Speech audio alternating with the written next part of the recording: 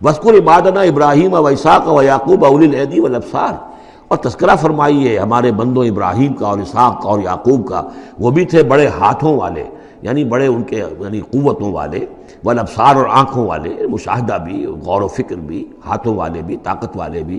اِنَّا أَخْلَصْنَاهُمْ بِخَالِصَةٍ ذِكْرَ الدَّارِ، ہم نے ان سب کو خالص کر لیا تھا ایک خالص شے کے لیے۔ ایک خالص شے کون سی ہے؟ آخرت کے گھر کی یاد دہانی،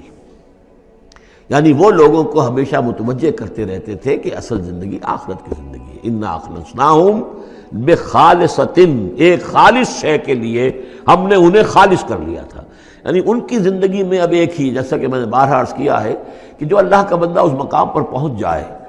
پھر واقعہ یہ ہے کہ اسے دنیا کی دولت سے دلچسپی نہیں، دنیا کی کسی اور دوسری چیز کی طرف رغبت نہیں،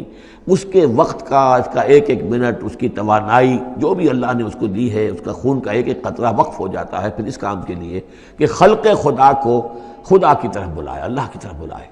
اور انہیں بچائے آخرت کے انجام سے، برے انجام سے۔ اس کے سوا کیا ہو؟ جیسے ہمارے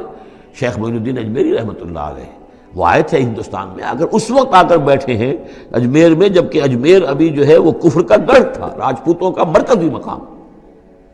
اس لیے کہ شیخ علی حجویری جو لاہور میں ہیں، جن کو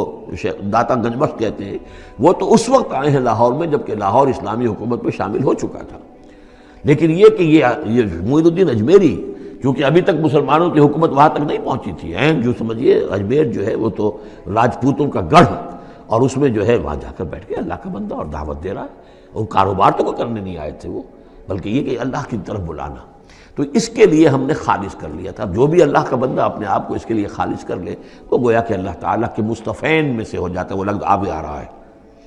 اِنَّا أَخْلَصْنَاهُمْ بِخَالِصَةٍ ذِكْرَ الدَّارِ وَإِنَّهُمْ عِندَنَا لَمِنَ الْمُصْطَفَيْنَ الْأَخْيَارِ، اور یقیناً وہ ہمارے ہاں، ہمارے نزدیک وہ بڑے چنے ہوئے لوگ ہیں، اچھے لوگوں میں سے، نیک لوگوں میں سے چنے ہوئے لوگ، چنیدہ لوگ۔